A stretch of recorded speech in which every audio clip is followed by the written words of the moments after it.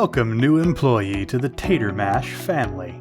We know you're as excited to be here as we are to have you.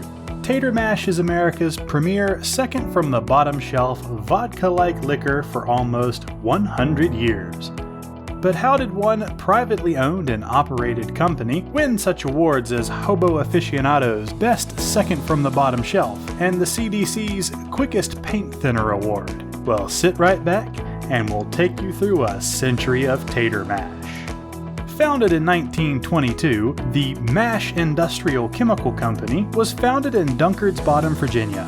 After the seed money was lost in a cockfighting bet gone wrong, Garfield S. Massanutten, the highest principal investor, decided they would need to make do with locally available materials. This, it turns out, was pick-grade potatoes. Using local methods of welding and distillation, Massanutten produced a very strong industrial-grade solvent that was 99.995% ethyl alcohol, with a 0.005 wood alcohol in purity. Dubbed undesirable for human consumption by a very convincing label taped to the front, the solvent was distributed across the tri-state area in their signature unmarked vans.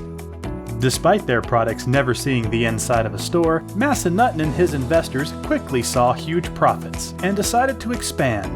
By 1927, there were 3 new MASH factories in various undisclosed locations around West Virginia, Tennessee, and North Carolina. Unable to get their standard pig-grade potatoes, new factory owners had to get inventive. Produce like corn, turnips, rutabaga, and wood pulp were used to fill the gaps. Production continued happily until 1933, despite a small local schism involving exchanges of gunfire and a dozen hostages. Then Massanutten surprised everyone on December 6, 1933, when he declared to his completely surprised staff and investors that MASH Industrial Chemical Company would undergo retooling, rebranding, and become MASH Hard Beverage Company. By December 7th, and with help from some pens and label editing, TATTERMASH as we know it was born, though it would be several years before it would get its prestigious name. Hitting shelves under the name Pot Mash Clear Liquor, the first batch of what we know today as TATTERMASH were a near instant success, discounting a few unconfirmed and highly suspect individuals claiming the beverage made them blind. Pot Mash would remain unchanged until 1948, when the embittered Massanutten, who tried for years to get the beverage included in the US MREs, decided it was time for some changes. Pot Mash would now be called Potato Mash Sour Spirits. It would now come in a clear glass bottle, for more shelf appeal. Deciding Vanderbilt had it right, Massanutten did everything in-house. This led to a slight problem due to the company's liberal employee sampling policy, and the printer was put together off-center. When it hit the shelves in September of '48, TATTERMASH was a huge success.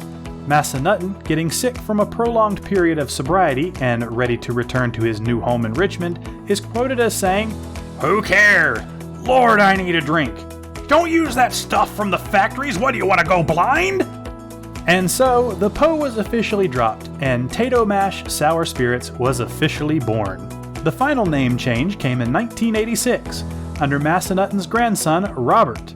Desperate to appeal more youthful, Robert Massanutten dropped the Sour Spirits from the name. Being a genius with a 0.4 GPA from Harvard, his borderline illiteracy, and allergy to sobriety, Massanutten sent a barely decipherable letter to the printers during a bender. The only understandable word was tater. The printers, not wanting a third highball glass chucked at their heads, decided to run with it.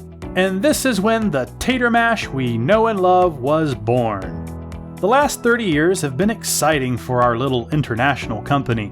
In 2012, the company passed to its current owner, Robert Massanutten's illegitimate daughter, Shaquanda Massanutten, after his death due to a combination of liver failure and a plane crash. Miss Massanutten shares her dear father's love of sobriety and tact, and has brought that love to the numerous legal battles we've faced over the last 10 years. Coining the "shut the hell up, law boy, before I break a nail, smacking you in the head again" defense, Shaquanda Massanutten has won almost 50% of the lawsuits brought against the company, beating her father's, grandfather's, and great-grandfather's legal KD ratio. Sadly, in 2018, the CDC and FDA teamed up against our poor little international company and decided that TATTERMASH could no longer be sold as vodka due to a few impurities and a handful of organ liquefaction cases. After a short 2-year hiatus and the mysterious and completely unrelated disappearance of $10 million, TATTERMASH was allowed to be sold in liquor stores once again. So what can you expect from your first day as a TATTERMASH employee? Ha ha ha ha! We've come a long way since we made our first batch of industrial paint thinner from locally sourced pig potatoes. TATTERMASH has gone green and now use nearly 100% completely sustainable grain sourced from... Gone are the days of livestock grade ingredients for the best second from the bottom shelf liquor. Yep, no more livestock grade. Ha ha ha. Unfortunately, our manufacturing process and conditions are a proprietary secret. As such, we cannot disclose them in this video. The secret will be passed on to you after our brewmasters have fitted you with your new privacy collars and attached and matching bracelets. Aren't you lucky to work for a company that not only allows you to wear jewelry, but requires it? That about wraps it up for this video. Congratulations on your new job, and remember, you can't bash the mash!